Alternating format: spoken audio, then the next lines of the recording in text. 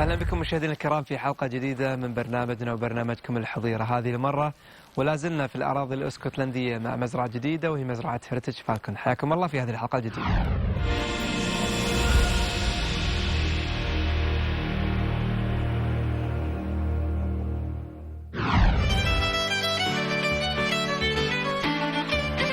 كنا نعتقد أن رياضة الصيد بالصقور موروث تراثي وثقافي ورياضي في منطقة الخليج فحسب، ولكن بعد زيارتنا لمزارع القارة العجوز وبالتحديد إلى بريطانيا اكتشفنا أن الصقر كان له مكانة خاصة في قلوب الكثير من الأوروبيين. وبعد مزرعتي مارا وبوردر كانت المحطة هذه المرة من مزرعة هيريتاج فالكونز لصاحبيها ستيوارت ماكنتاير ولي ماكروتي، صديقين حميمين منذ الصغر، اشتركا في حب الصقور وبدأ حياتهما بتربية بعض الطيور كهواية أطفال صغار. ولكن هذه الهواية تحولت إلى شغف كبير، وبمرور السنين تحول هذا الشغف إلى شراكة لإنشاء مزرعة كاملة في ضواحي العاصمة الاسكتلندية إدنبرا. وبعد ساعة من وسط المدينة تقع المزرعة التي تحكي قصة حب بين الإنسان والطير، تحكي قصة شخصين وضعا كل ما يملكانه فقط من أجل تحويل الحلم إلى حقيقة. غرف للإناث والذكور، حضانات اصطناعية، مقصورات للأكل، وأخرى للعناية بالفراخ وغيرها للتزاوج. مزرعة عصرية نموذجية واهتمام بأدق التفاصيل منذ البيضة إلى أن يصبح الفرخ صقرا، يسابق الزمن للتحقيق أقصى سرعة أثناء التحليق. كل هذا وأكثر مع ستيوارت ولي في مزرعة هيريتاج فالكون من ضواحي العاصمة الاسكتلندية إدنبرا.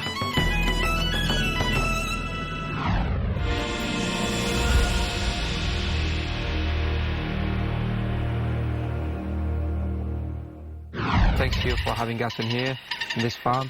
I think this bird is lucky to have us filming because they are excited of being TV and cameras in here. Yes, for sure. Tell us about, let's say, the farm that we are in and the idea that came for you and Lee to start breeding. We started the farm building maybe 7 months ago. Me and Lee formed our partnership long time ago as friends.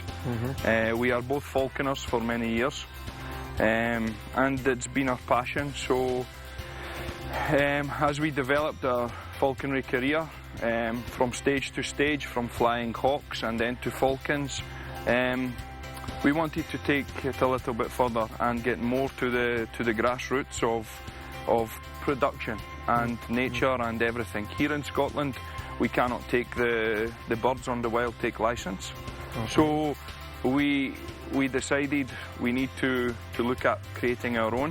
And then of course the further forward we went, we realised the market in UAE and the racing, everything, and we decided, as well as creating some falcons for ourselves, we would like to supply to this marketplace. Another step forward for us, and in our journey of falconry, would be good to have the fastest birds in the United Arab Emirates. We're sure that is. But tell us how this passion towards falcon and falconry pushed you and Lee to start this new idea. For how long have you been a falcon hunter? I started at the age of 13. Oh, really? Yes. Okay. It was by chance. Never something before I thought of. Was somebody in the family a falconer? No, believe it or not, my parents were selling a farm, and some guy came to view the farm, and he was a falconer. Okay. And we got talking, and then he introduced me to this older man who was breeder, falconer, everything. He'd done everything, and he had his own grouse moor here in Scotland. Okay. And we have a famous day on the 12th when the grouse season opens for hunting, and I used to go to this, and ever since my first time watching the hunting, I was captivated, really, for maybe 5 or 6 years. And then I took a short break because I was growing up in business and everything, and my early 20s again I returned to falconry, more mature and with different ideas. And this really is how the passion has grew from a child. So you started falconry when you were 13. That means 10 years ago, right? I wish. Maybe we are looking You don't have to mention numbers. Okay, Stephen. 13 years old, a kid boy, start Falcon, Yes. stop for some time, get back again on early 20s. Yeah. It's a long journey for you with Falcon. Yeah, of course, yeah. Huge passion. Yep. Tell us how this passion, let's say nowadays, with seeing this world booming toward falconry, having a lot of tournaments, races, cups here and there, how do you see the world nowadays for falconry and races? Really, it's exciting. Really. For us here in the UK, we are not even there. Here it is so exciting for the thought of producing the falcons and to see them racing the other side of the world. It's fantastic. And it drives you to do even better because, of course, everybody has inside the will to win, the desire to win, to be the best. Really every day. Sometimes now even more, I pinch myself because we enjoy every day. This is not work for us. Of course. That's most or all the breeders, all the falconers are talking about. It's a passion, it's a lifestyle. When you have a new egg coming, or a female that's laid an egg for you, it's like you are having your own new baby, or let's say you get a good news that somebody from the family are having a new baby. So it's totally a different lifestyle. Even so, your picture with your sons. Yes, everything. Coming down to here, Yes. feeding the falcons. Everything is, I have to say, for me and Lee, producing our first birds is almost equal to having our sons or daughters. Or it's a huge thing in our life because even though the love for our kids is the most important thing, this is our second love for everything because this takes up most of our life. Yeah. And we have to bring our families to this. They must be part of it as well because it's so consuming. Every day, Yeah. 7 days a week, 365 days of the year, we are now here. We can't take a break. We have chosen this life and hopefully it's a good choice. It's even worse during the breeding season, I think. You have to keep an eye always, maybe 2 o'clock after midnight, we are having a female which is leading an egg. We are, the breeding season for us has just finished and already it's a relief because 7 days a week, 24 hours a day. Yeah. If I am not awake, Lee is awake and vice versa. Waiting for each and every bird to lay an egg. We have to visually check them every night and see if they're ready. If not, we tell by their body language. So we are maybe having to read 5, 6, 7, 8, 9, 10 females every day to see are they ready to lay or not. We can't afford to miss one egg. Yeah. We don't know how many they will lay. We don't know what will happen. So really, we are waiting all year for 3 crucial months of the year, and everything must go into this. What I've seen most of the breeders' lifestyle, they drag their family toward this world, this passionate world. So, as you said, it's a lot of sacrifices that you have to make towards your family, towards even your job. Yeah. To spend this much of time in here in the breeding season inside your farm. So, and that's what I saw even from your family. Your son coming by, watching the birds, seeing the falcon, feeding them. So it's a lot of sacrifices and understanding from the family towards your passion. 100%. Yeah. You know, we have a saying here in Scotland, behind every good man there is a strong woman. Same in our region. And really, I think I have a lot to owe my wife. She supports me whatever I want to do in life, and to raise my kids and everything. Without her, I couldn't do it. She's a big part of this, as my kids as well. Yeah. You know, they have to come here to visit, to see with me, or to eat dinner, or things like this, in the breeding season especially. This is 3 or 4 months of the year which is very intense for the family. Yeah. They know that my tolerance levels are very low. I have less sleep every day, so it is important they understand the magnitude of these 4 short months, because it's where it's win or loss. If it's a bad season, there's always next season. Yeah. But you have to make sure that we are putting 100% all year round for these 4 short months. Yeah. I've asked you about the tournament just a minute ago. I'm just asking you now, have you ever imagined that one day falconry will take all of this media attention, all this tournament, all these prizes, all of this cars, let's say, and to be under the scope? Imagine maybe 5 years ago, me and Lee, we are out hunting. Never in our lives are we thinking 5 years on, we have a new breeding facility. We have the media here talking to us about our birds and where we are planning to go with our breeding and everything. It's a dream come true for us, really. Yeah. Every day I'm waking up more happy. Recently, every day. I think when you wake up and have to go to work, sometimes a lot of people are sad. We wake up every day and... That's positive energy, eh? Oh, it's great. And when you get success from the hard work, it is even better. Yeah. And hopefully, going forward in the future, this will be a lifestyle for us only. Just not work. So enjoyable. Fantastic. Let's see what Lee are talking about, what he's thinking of about all of these topics. We'll have him maybe with a small hug that you're having for the Jackson there. Okay. I'll just talk with Lee about that. Okay. We'll be around with you, Stuart, and he's seeing also the males and females in the here farm. Great, thank you. We'll be there in a minute. مشاهدينا الكرام راح نتحدث ايضا مع علي ونشوف زاويه اخرى موجوده هنا في المزرعه اللي نحن متواجدين فيها على بعد نص ساعه من العاصمه الاسكتلنديه ادنبرا. خليكم معنا.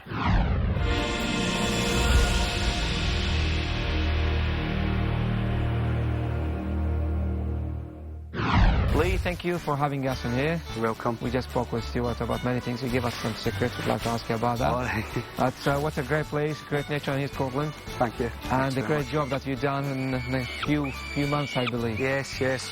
Well, it's a relatively new project. This is our first breeding season, and it was a hard push to even start this season. We were still finishing buildings, and as you can see, we've not finished the rest of the project. Yeah. We got to the point where we had to stop building because our imprints were getting upset, and we thought we'd try to gain as much experience this year as we could. So we've stopped building, but as soon as the breeding season's finished, then onwards and upwards we'll have to continue the build. After a long journey with Stuart, yes. Being a falconer yourself and with him, yes. Having a lot of hunting trip maybe, That's right. starting breeding. Yes. So it's like a dream came true. Yeah, of course it is. Not everybody gets to go and set up a business with a friend. We've been friends for years, going out on hunting trips and dreaming about setting up our own place and dreaming about producing our own homemade birds so that they can fly and trying to get the best out of a falcon that we can. To start with, it was really just about trying to get some nice birds for ourselves to fly, and as we started looking more into it, and obviously we're looking to try and supply birds to the Middle East now for the races, and that's exciting us, and we look forward to trying seeing some of our own homebred falcons at these races. Yeah, I have Stuart's point of view about that. How do you feel to see this many tournaments, races in there in the Middle East, especially in the United Arab Emirates? Oh, I think it's amazing.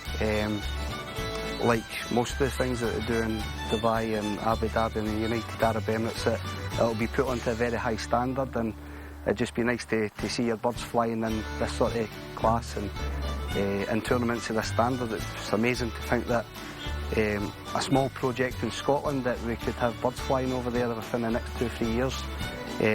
All our birds are very young, and we've been quite selective in what we've brought into our project. Looking forward to the future, so it's exciting times for both of us, it really is. I can't wait for the day that we're sitting in the United Arab Emirates, hopefully watching one of our birds racing. It'll be lovely. Dream come true. Yeah, it's good when you have a partner that read your mind and have the same thoughts. I mean, yeah. But it's even better when you give you a plate number. Aye, aye, definitely. Tell us that story about that. Oh, basically. It was a couple of years ago. Stuart had seen a plate on the internet, and he phoned me up and he says, "I've just found a plate that's got Lee Jur on it." And I says, "Well, what am I going to do with that? I've never bred any, and I've no got Jurs." And he says, "Just get it." He says, "If you don't, you're being a donut." So I went and got it, and that's what he was saying the other day. He says, "Well, at least you actually can consider driving about with that now than just kidding on." Like I says, we're a relatively new project. we're not trying to be in them. We're still got a lot to learn, and we're very passionate. And we're not trying to say we've been doing this for years, but we've got a very, very focused path on the way that we want to do it, and hopefully, inshallah, it'll work. And that's what our dream is, and we'll stick to it. And we'll stick to our plans. And the two of us are very like-minded. Which comes at its price. We're always bickering and arguing, but in the best way. The two of us are looking to do the same thing, and it's nice to have somebody to share your experience with and grow a friendship and a business. Yeah. So it's lovely. It's really, really nice. Yeah. We came to know that, by the way, in the tournament that we're having in there in the United Arab Emirates. They are thinking to have, let's say, a prize for the best breeder. Right. So the plate number might be in a good car there. Oh, right. That'd be great. We'll have to get a schedule to share it, though. Probably just split it down the middle. So what do you think? You get the car, if you get the best breeder for the weekend, and you leave it for the rest of the week for stewards? We'll come to some sort of arrangement, as long as I didn't get it when it's just needing fuel in it. What about me? I gave you the good news. Oh, well, you can get it when you visit us. When you come back to Scotland to visit, you can use it to run about in. So I think it's a lot of ideas coming to there. We can see the project. Tell us, basically, nowadays, we are in which phase inside your farm, inside your project, let's say, and how many, let's say, chambers do you have? Which idea are there in your mind for the near future? Well, we really are at the very, very beginning of our project. All our birds are really young. This year we've got 10 imprints that we're keeping. We're looking to have up to 40 imprint chambers and probably 20 parent-reared chambers by the end of next year, and a hack pen as well. But it's really, really important for us we get the right stock in, so we're not rushing out to just try and buy everything. We're trying to get the right imprints and set it up properly. Like any business, we want to get the foundations proper. The first 2 years we didn't expect that we'd have bred anything because all our stock's relatively young, and this year we've produced 3 Falcons, which is a massive bonus for both me and Stuart. It was a real step in the right direction. So, not very positive, and we're definitely at the beginning of setting up this project, so we've got a long way to go. Yeah, of course. Okay, tell us about your small hack pen. Is it a hack pen? No, it's just basically, we've built our place semi-rural. You can see that there's lots of trees and foxes, and we've got wild peregrines, buzzards, everything about. So it's just basically, when we're cleaning out, we'll maybe put a bird in there while we're cleaning out a chamber, or just keeps it a bit safe. We've also got our dogs running about, so the falcons get used to the dogs. So it's just to keep everything nice and safe. Okay. These birds will basically live with us for the next 6 to 8 weeks till they get imprinted onto us, so that future breeding will be made a little bit easier with them.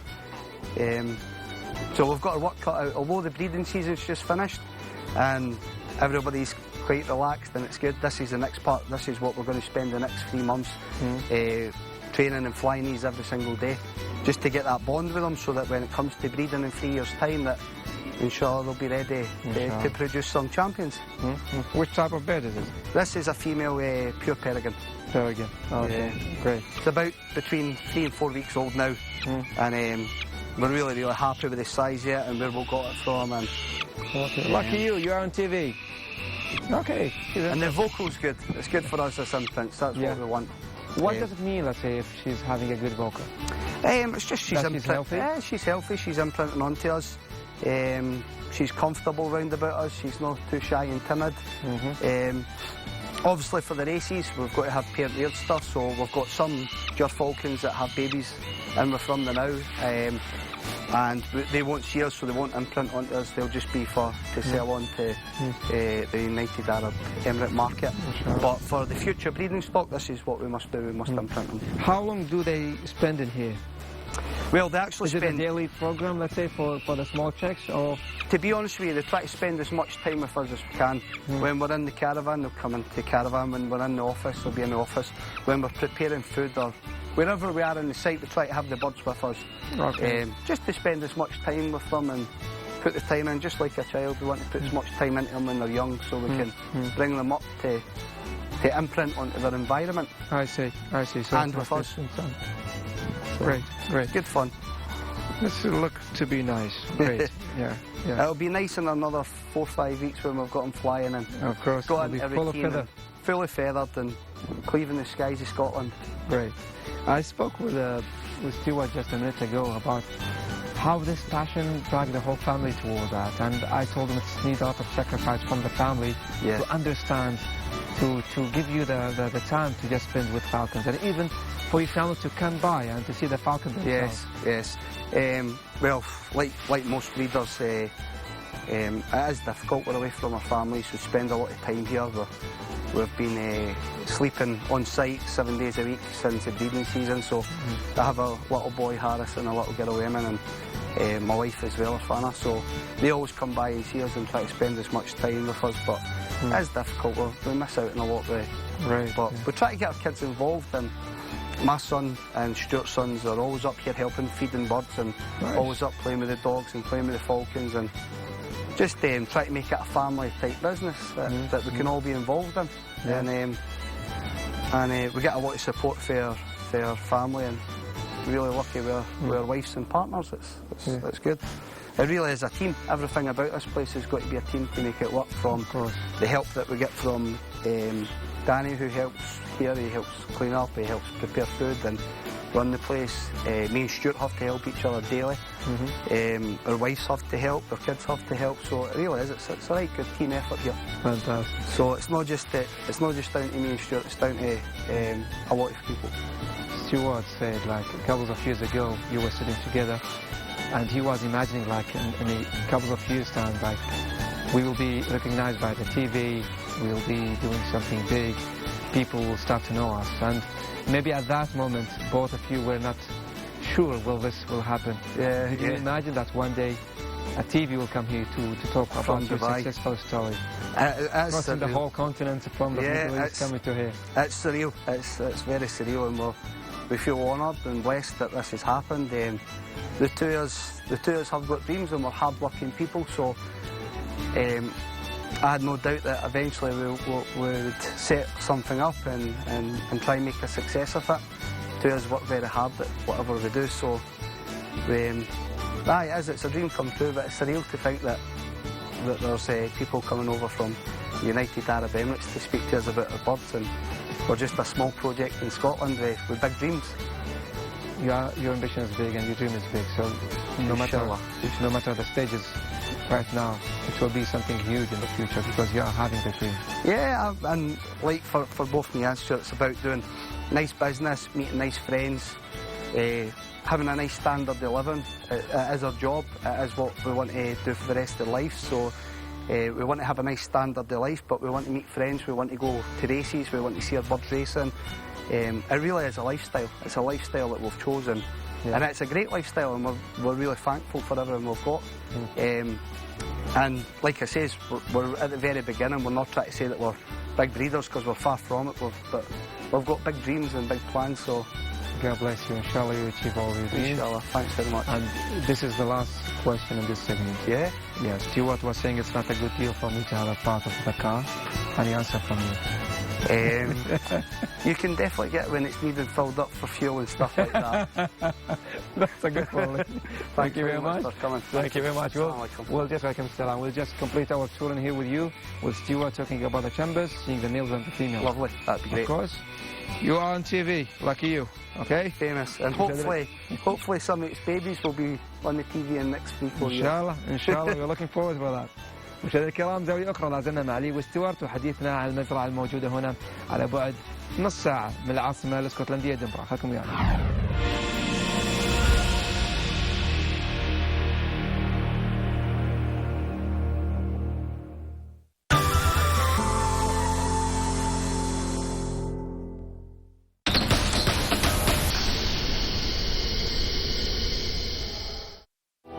على مدى 30 عاماً ساهمت شركة الاستثمارات البترولية الدولية آيبك في إدارة عائدات الموارد النفطية لإمارة أبو ظبي وإطلاق استثمارات استراتيجية في شركات النفط والغاز في كافة أنحاء العالم بهدف تحسين وحماية مستقبلنا.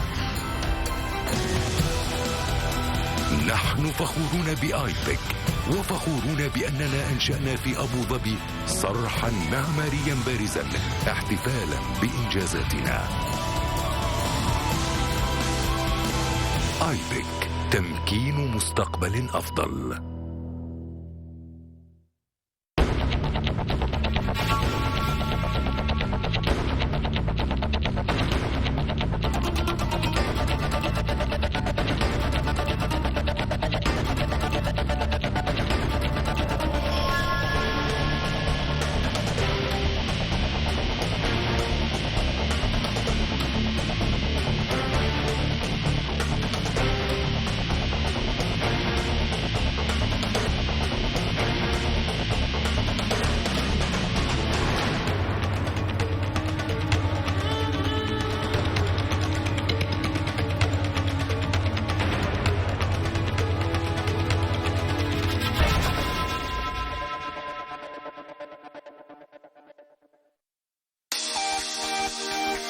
5 أيام مليئة بالتحدي والمنافسة، تشتعل بالقوة والإثارة. سباقين من الفئة الأولى، يتواجه فيها أبطال سباقات السرعة. مهرجان غلوريوس جودوود، حيث يجتمع نخبة الفرسان على قناة ياس.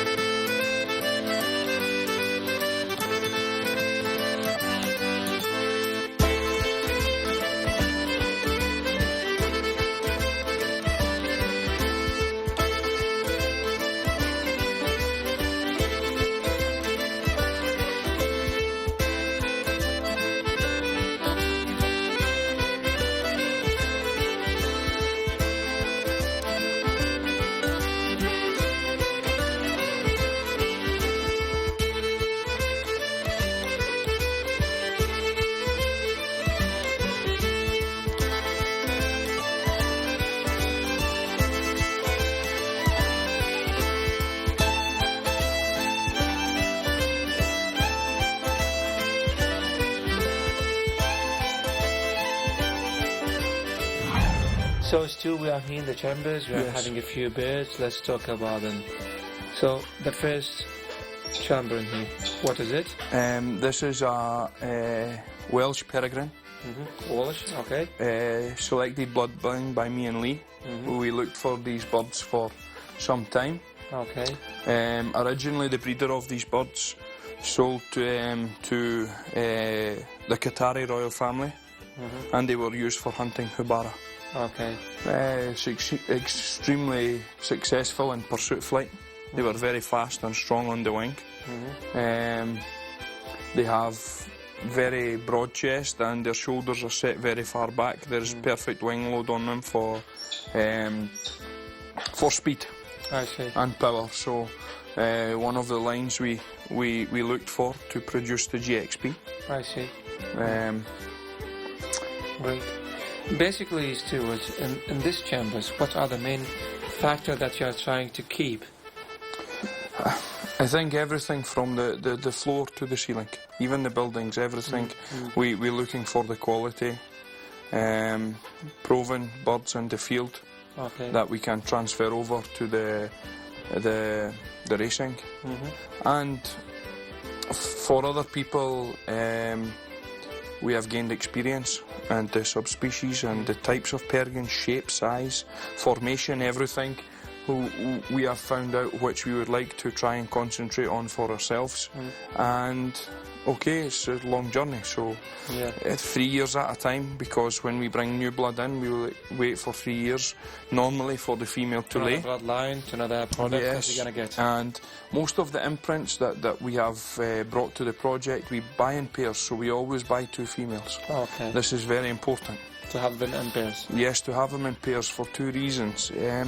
One, for sure, it can guarantee whether maybe it's the luck with one female, that she is very good, or it can help with the information when you're sending the falcons. Like collecting data. Of course, 100%. So it's important we try to match the imprints. It's not always easy, but if there is particular bloodline and we can only get one female, we will take it. Great. Let's see the chambers in here, and let's move on. Seeing the other chambers still. Okay. So basically, as you mentioned, you have to just make sure about many things, which is the dimensions. We are having a bird in here. Tell us about this bird. Again, this is a sister to the previous bird here. Oh, okay, peregrine as well. Yes, pure peregrine, and again, same shape and conformation. Look nice. So really, there is not much to say in the sense we are waiting, hopefully, they're laying next year, inshallah. Yeah. Just to ask you, I can see that's the two sides of chambers that are leading to each other, opposite to each other. Is it important for the birds to see each other? Well, when we built the place, it was specifically designed like this. Okay. Because even though the imprints interact only with humans, they interact off of everything. So if there is there is things for them to look at, even other birds, people passing by, everything. You see some of the big projects, they try to fit as many imprint chambers in as possible. Got it. So usually what you would find is there would be imprint chambers here and imprint chambers here. Yeah. We built specifically like this, so everything is focused in the weathering area. We will weather all the birds here through the day. There's a lot of activity and stimulus, which is very important for breeding. Yeah. This is a pure Jur. She is Icelandic white female. Okay. From USA. Great. One of our babies here. Me and Lee both have a imprint female Jur each. Unfortunately, she didn't lay this year. We had big expectations of her. The shape of the bodies look perfect, mashallah. Yeah, thank you.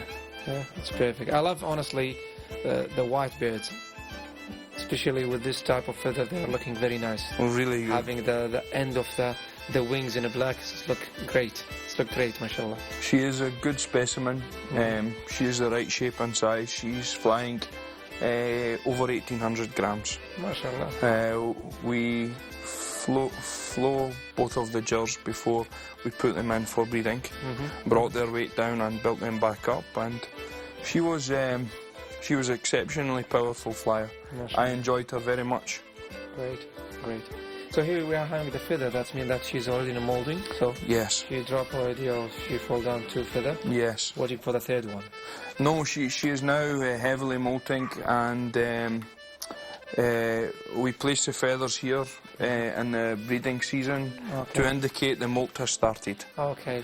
And so that you don't expect any eggs from them. That's it. They already start molding. Yes, once they start molting, you can almost guarantee that the prospect of breeding is no longer. Yeah.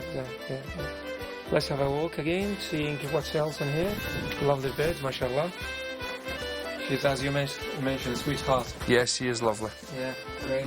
I think it's a peregrine here, Stuart. Yes, this is a male, Tibba. Okay, Tibba.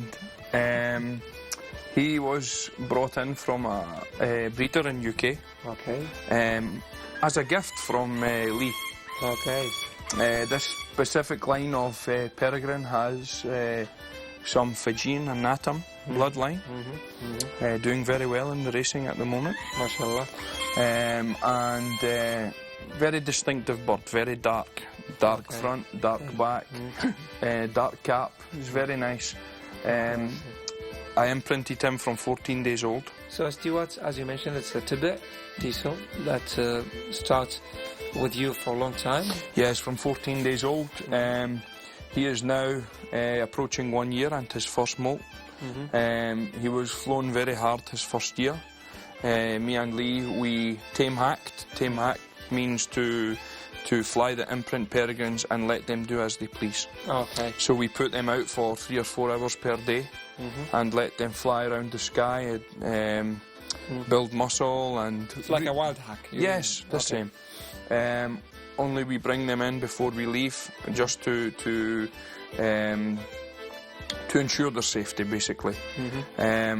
Because they are so tame with humans. Yes. If we left them to hack, there could be the danger they might fly to another human who doesn't understand or know anything about them. So, how was he on the hat? Did you start to give some semen? No, not yet, but he is on the hat and pressing. So he is ahead of his time already.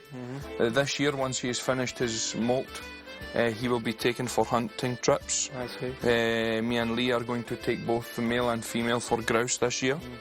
Am I invited? Of course, please, absolutely. Inshallah. Would love for you guys to see this. And again, once he has proven himself in the field, he will come back and he will come back to the chamber and hopefully produce some wonderful offspring. Great. We will use him only to produce pure peregrines again further down the line, maybe with some of the females that we already seen, to again increase the chances of perfection. Great. Let's see more birds from here. Stuart, this was one of the tidbit that you're having, Diesel. Yes. Which is the male of the, let's see. Okay, another bird in here, another falcon, Stuart. Yes, another male. Okay, peregrine as well? Yes. This is one of the farm semen donors. He has fathered some young this year. Right. We wait and see. Nothing to say yet until we see how his offspring produce. So we are waiting a long time for him to donate. He is 5 years old.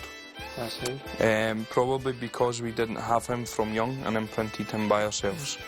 Therefore, sometimes we have to work a little harder to find out which buttons to press with them. So it took some time this year, and he gave semen for the first time, and we have some success with some eggs they are running at the moment. So inshallah they will hatch out. Inshallah. And we can fly them and see how they go. Great. Let's see the other birds, and let's see. Basically, the thing that we saw in here mostly was peregrine. Peregrines. We saw one gyr, I believe. One gyr. You can now see some of the semen donor jerkins. Let's see the jerkins. Okay, this is one of the jerkins that you're having. Yes. Very specific one, I believe. Yes. Special to you, huh? Special to me, yes.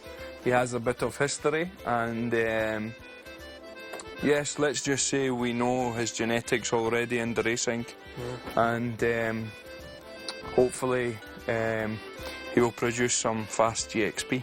Great, fantastic. It's turned to be like horses, huh? To have the bloodline, to keep the bloodline. Absolutely. You know, that's this bird, let's say, has some good results in some races, so you keep on produce more of it. Yes, so I think more for the breeders who specifically spend their time keeping an eye on where the birds go and how they're doing. It's good because we can get feedback whether it's worthwhile or not to try and buy such stock in. Great. And of course, if you take the data, when someone comes to buy the bird from you, you can supply them with the data and they feel more comfortable paying the price they're paying for the bird. Great.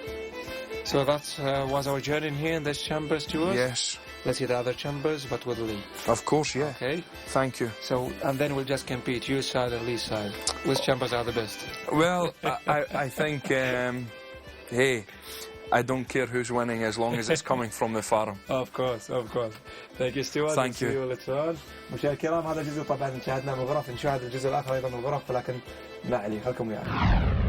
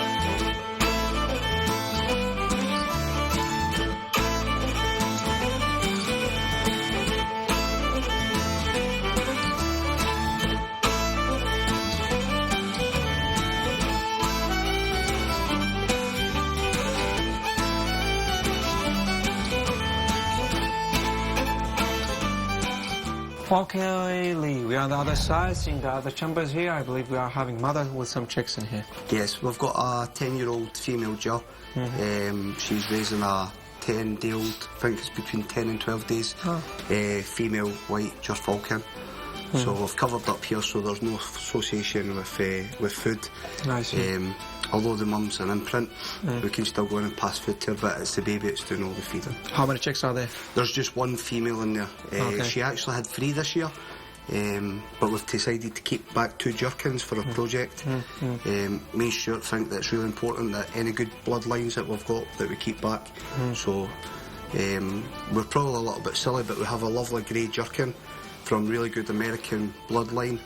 So what I've done was we actually put grey jar into the white female, so we could keep back some, it will be a nice good grey jerkins. We're really lucky on the last egg we inseminated her with white jar, so we have 1 white female that we're parent rearing for one of the races, and we're going to keep back 2 grey jerkins. Great. So here we have one mother with 1 chick, as you mentioned. Yes. You kept 2 for the bloodline to keep it on. Yes, so she had 3 altogether. We got 3 eggs and we hatched 3 of them. The 2 males we're going to keep back and we'll imprint them. I can show you them later on. I think they're going to be nice and grey. And this white one, the female, we've put back in with parent rear. Great. Let's see more rooms in there. Let's go, Lee. So here, as you mentioned, we are having 3 babies. 3 babies. Fantastic. You're going to see them later on. She's a 10-year-old as well, so it's taken quite a while to get her in the condition to lay. Lee, another bird in here? Another falcon? This is a falcon. It's a female peregrine falcon. She's 1-year-old now. Last year, Shaheen. She's pure peregrine female. Last year we game hawked her, we imprinted her, we tame hacked her, and then I hunted her. She was flown on partridge and pheasant. So this year she'll be flown again because she's only 2, so we plan to fly all her imprints to their laying age. So she'll be back in the field this year hunting and flying, and the year after, inshallah, she will lay eggs, so we'll stop hunting her. When she turns 3 or 4, we'll start to leave her in, but until then, we fly them until they lay. Fantastic. Okay, great. So that's the Shaheen, or the female peregrine. Yep. And as you mentioned, we've seen some teasels there with Stuart as well. So seeing some females in here. Great. Let's see the other rooms. Yep. This is a jerkin. Great. Lee, one of the females that you're having in here. This is one of the jerkins. It's a American bloodline jerkin. A nice grey colour. As you can see, it's absolutely beautiful. That's why I took the decision to inseminate the white female that was laying with this guy, because he's a male. Okay, he's a male. Yeah. Okay. He's absolutely beautiful. He's immaculate. Very good blood lines from America. His dad was American, and for us to keep back good stock, I decided to put him into the white female, which some people are wanting to produce white birds, but it's so important that we get the right stock to start off our base. So I took the grey jerkin and put it into the white, and that's why we've got our 2 baby jerkins, grey jerkins. The one what we saw in there? Yeah, the 2 babies in there. The 2 babies. Yeah. So he's the father and the other Jew. He is the father, and the mother down there that is in with the white female. Okay. She's a mother. Great. So I think the mixture will be nice. It's going to be lovely. It's going to be interesting to see what they look like. Okay, great. Rather than white on white, we're mixing up grey and white. Yeah, and she is also from American bloodline, so it's nice to mix up some of these nice bloodlines. Great. Okay, Lee, this is our other chambers. We've seen a lot of birds in here. Let's see the other side. Let's go. Let's see to have a look on the incubator or something else in here. Yep. Let's go. Brilliant. Thanks. مشاهدينا خلينا نروح نتحرك نشوف زي ثانية مزرعة هيريتاج. خليكم ويانا.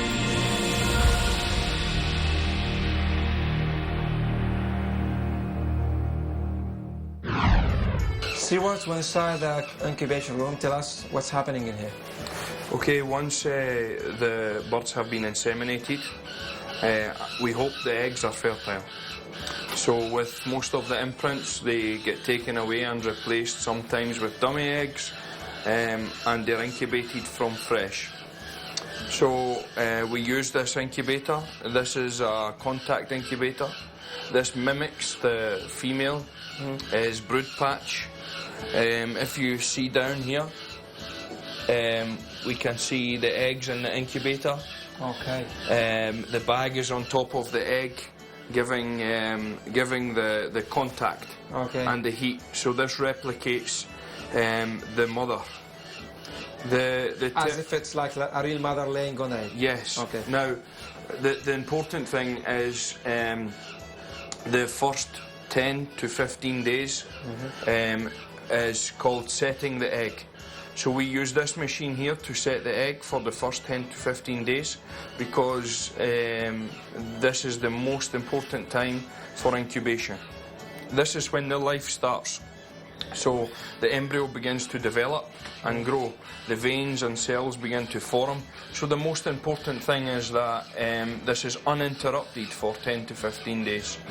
Then after that, the eggs are transferred from here over here into the grumback. Okay. This is a German-made machine, just like the cars, very reliable. Okay. Extremely good. And this is a dry forced incubator, so there is no contact here. The heat is forced in. No humidity. This is run dry. Okay. Okay. Grumbach. Okay. So this is for the second term of incubation. So most eggs are 31 days. This is the term of incubation from setting fresh and contact to here, and then they pip. And once they pip, they are then placed into here. The hatcher? The hatcher. Okay. Okay. And this hatcher is Italian made, a femme, very good. Here we have lots of water for the humidity, to increase the humidity to help the chick hatch. Okay, great. This is the first stage of producing a young falcon. So here you have more things, I think. You have yes, we have some instruments more equipment. Here. Yes. What is it for? This equipment here is, again, we have an infrared thermometer. It's the same that we are using for humans? Of course. Okay. So we take the top egg temperature to make sure it is not too warm or not too cold. I see. Okay. So we have sheets that we run throughout the incubation term, and we check the temperature, at least maybe top egg temperature at least once per day, to make sure it is maintaining a certain amount of temperature. And you write it down to know which eggs is having which temperature? Yes. Okay. We have a map, so we map the incubator out with the eggs, and we have a rotation system. So we rotate this egg to here and this egg to here. After the first half of incubation, when we go to the second term of incubation, we then have some other tools over here. Okay. We have an egg buddy, which is used to find out the heartbeat and how much movement the chick inside or the embryo and how it is developing and everything like this. So we look for a stable heartbeat around 250 beats per minute. Okay. Okay. We have other equipment here. This is an LED candler. This can shine through the shell of the egg to show the vein development, to show the growth. Egg on it. Yes. Okay. Like this. So we can see everything forming inside, from the air cell to the veins, everything like this. So this is something that is done every couple of days to check the development and growth of the egg, and make sure that nothing is untoward. Because also things like the egg must be turned every half an hour, which the mother would do. When she was sitting the egg, she would turn them with her feet. This helps to develop even vein growth throughout the egg. There is really, we could talk all day about incubation and everything that can happen. I can see that. Great. It's very in depth, but from a very crude point of view, this is the procedures from start to finish. You have first term, second term, into the hatcher. Okay. And once the guys are hatched here, they then go into the brooder room. Okay. So I can show you the brooder room next, and we can have a look at some jerkins we bred this year. Yeah. And you can see the procedure after that. Let's see. مشاهدينا الكرام نشوف إذا الغرفة المجاورة واللي فيها طبعا المحطة الأخرى. بعد ما تلقس البيضة ياخذون طبعا الفرق الموجود منها ويودون الغرفة الثانية. نتابع.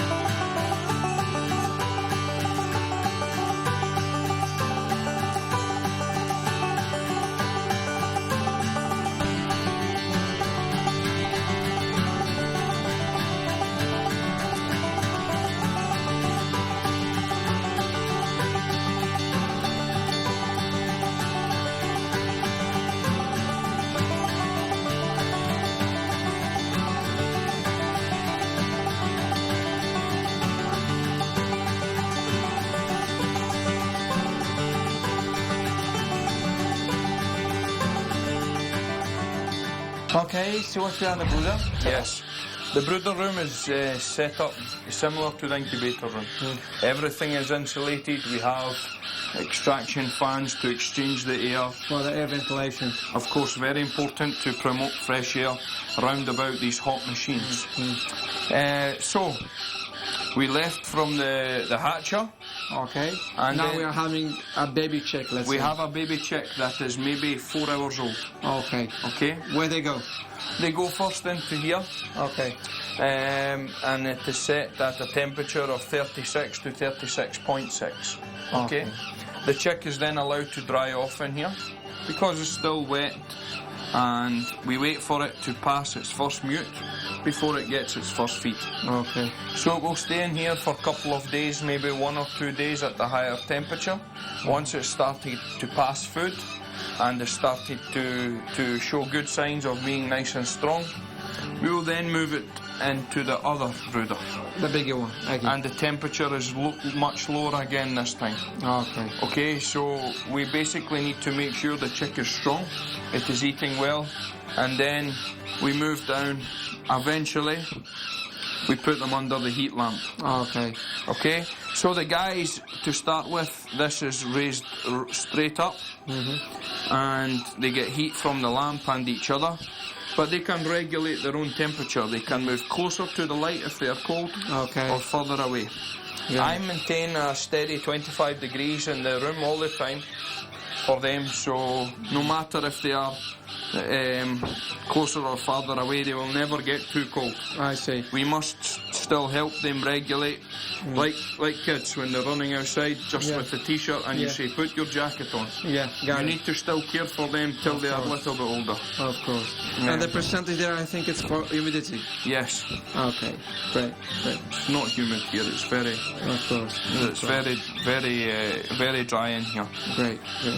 And after this, maybe 2 weeks to 3 weeks, these chicks are being imprinted. So this is the reason they go in the brooder box. I see. So maybe going back a stage, here, at maybe 2, 3, 4 days old, we take from here and put straight back with the mother. Okay, to get feeded by them. Yes. Okay. And no matter, the mother can always feed better than the humans because she has certain saliva and enzymes that help to break down the food and give them good antibodies and really important stuff. So the growth rate between hand feeding and imprinting than the parent reared is much higher. Of course, great. Okay, Stuart, I think that's done for the incubation and the brooder. Thank you. Thank you very much for your explanation. I think it was very important to know about the stages from the incubation, going to the hatcher, then to the brooder, until they reach this point, which is... we could speak all day for it. Yeah, This is a good, broad, easy to follow procedure, start to finish in incubation. Great. Thank you, Stuart. Thank you something again. else.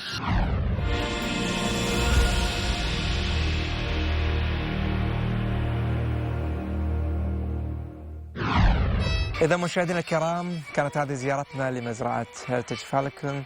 في النهاية طبعا أحب أشكر كل من طبعا لي وأيضا Stuart. Stuart, it was great to have you in here. Thank you very much. Thank you for your hospitality. No, thank you, really. And Lee, thank you for being in us. You've been very generous with us. No problem. Thank you. And I don't know, I think we will have to be coming here more often. Anytime, you guys are always welcome here. Anytime you come to Scotland. Thank you very much. Thank you. Thank you very Thank much. you, Stuart. Thank you, Lou. Okay, alaikum salam. You don't have to show me anything of judo. Pull me down or something like this. Come on, you're a champion. Thank you.